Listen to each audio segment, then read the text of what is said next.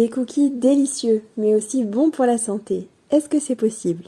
Dans cette vidéo, vous allez voir que non seulement c'est possible, mais en plus, c'est très facile. Avec ces cookies, vous ferez le plein de protéines et vous n'aurez pas à vous préoccuper du gluten, parce qu'il n'y en a pas du tout. Ainsi, pas de problème digestif, adieu l'inflammation. Autre atout de ces cookies, ils sont à index glycémique bas, donc pas trop sucrés et bien anti-inflammatoires. Qu'est-ce qu'on attend?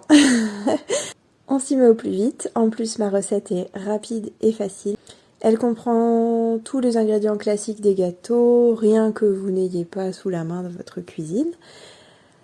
Sauf peut-être un ingrédient, mais qui justement change tout et qui apporte tous les bienfaits à la recette.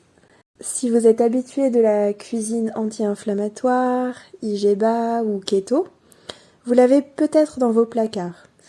Je veux parler de la farine, mais pas n'importe laquelle. On va utiliser de la farine de lupin et de la farine d'amande. La farine d'amande, c'est pas exactement comme de la poudre d'amande, même si ça y ressemble beaucoup, c'est très gourmand, mais elle est obtenue par un procédé un peu différent. Vous pouvez acheter ces deux farines dans des magasins bio ou en ligne, vous les trouverez facilement. Je vais beurrer le plat, vous donner les ingrédients et la recette, et ensuite je vous expliquerai un petit peu qu'est-ce qu'il y a d'intéressant dans ces ingrédients. En plus de la farine, on prend de l'eau, de l'œuf, du chocolat, de la levure chimique, du sel, du sucre et du beurre. Pour 9 petits cookies épais, je commence par casser un œuf. Je mets 15 g de beurre, 150 g de farine de lupin et 75 g de farine d'amande.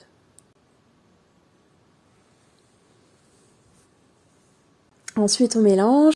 On ajoute une petite cuillerée à café de sel et du sucre. Là, j'ai mis 5 cuillerées à café et demi, ce qui est beaucoup par rapport à mes habitudes, mais bon, il faut s'adapter au goût de chacun et c'était pas du tout trop sucré.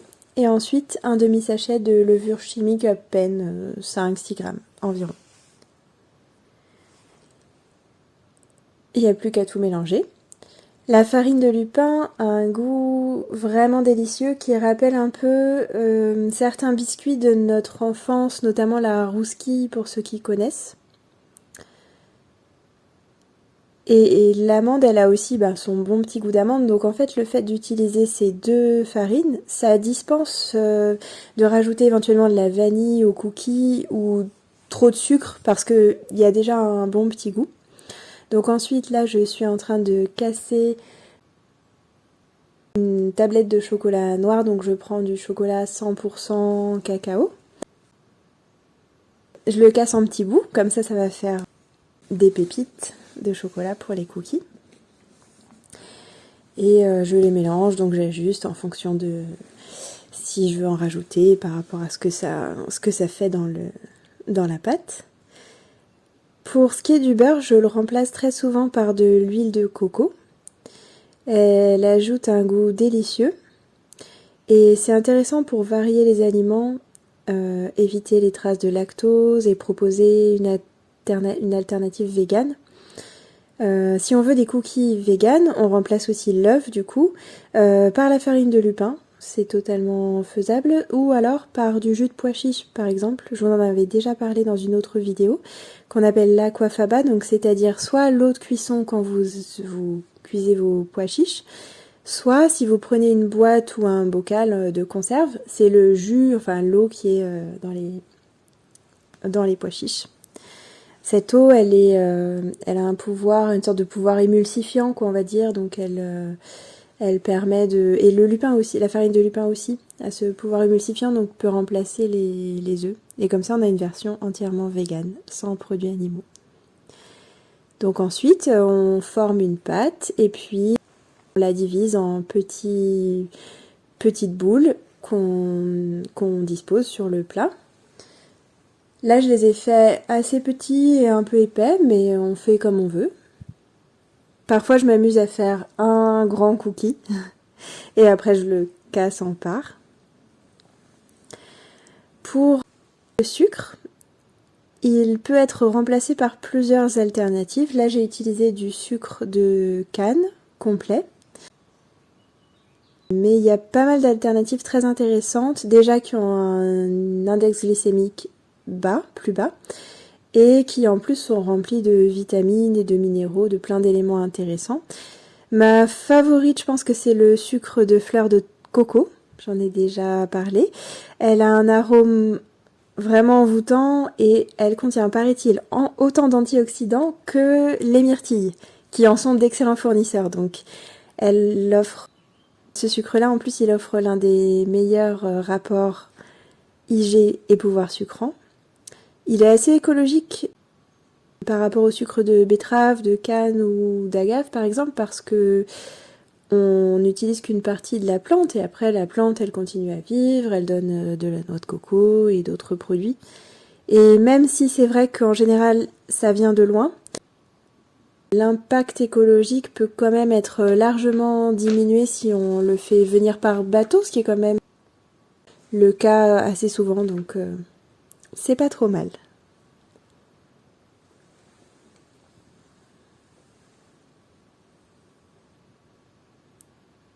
Pour la cuisson, je cuis au four à 180 ou 200 degrés, en fonction de comment chauffe le four. Donc thermostat 6, environ 6-7. Et 10 minutes peuvent largement suffire. Après, ça dépend aussi de la taille de vos cookies, comment vous les avez modelés. 10-15 minutes et vous ajustez. Si vous avez besoin de plus, vous verrez.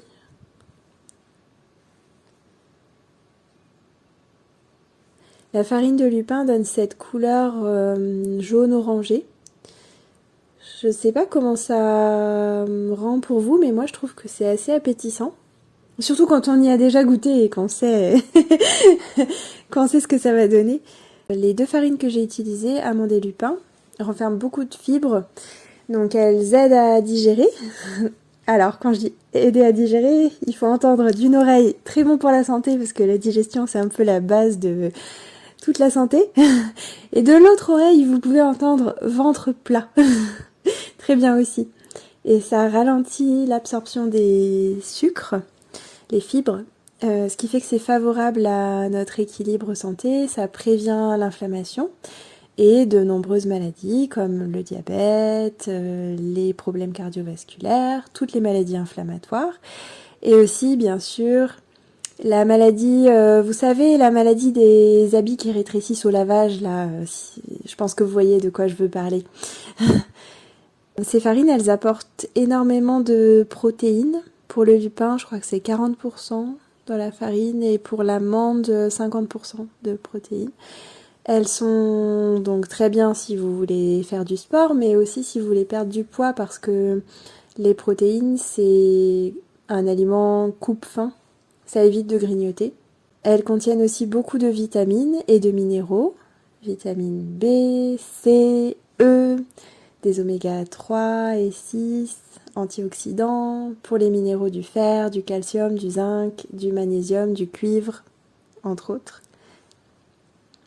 Et donc, comme je vous disais, leur index glycémique est très bas. Un index glycémique bas, voire très bas, c'est en dessous de 35.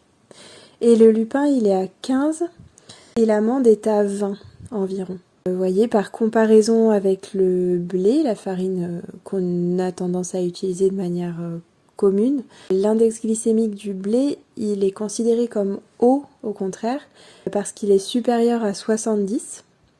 On peut quand même le faire baisser à 65 pour du blé complet. Pour l'épeautre que j'utilise souvent, que j'aime beaucoup, il est environ à 65 et si on prend du petit épeautre complet, on le fait baisser à 40. Donc dans un IG bas, moyen bas. Donc vous voyez, il y a quand même une grosse différence entre les farines qu'on a utilisées et la farine classique au blé. On passe de haut à bas, donc c'est hyper bien. En plus, là, on combine ces farines avec du gras notamment. Donc on ralentit encore l'absorption des glucides. Donc ça contribue aussi à faire baisser l'index glycémique en fait. À la fin, je les ai mis dans une petite boîte. C'est les boîtes de biscuits au beurre qu'on avait en cadeau. C'est pas mal en fait pour conserver, c'est une très bonne option pour conserver les biscuits.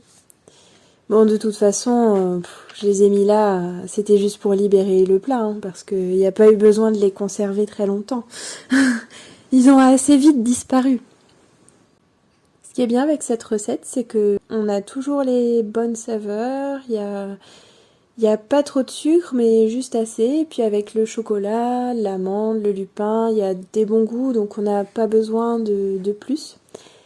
J'espère que ça vous a plu, que ça vous a donné envie de réaliser cette recette. Très vite, je vous mettrai une autre vidéo dans laquelle il y aura la recette aussi des crackers. C'est sur le même genre de principe. Farine de lupin notamment, pour faire baisser l'IG. Merci d'avoir regardé, à bientôt!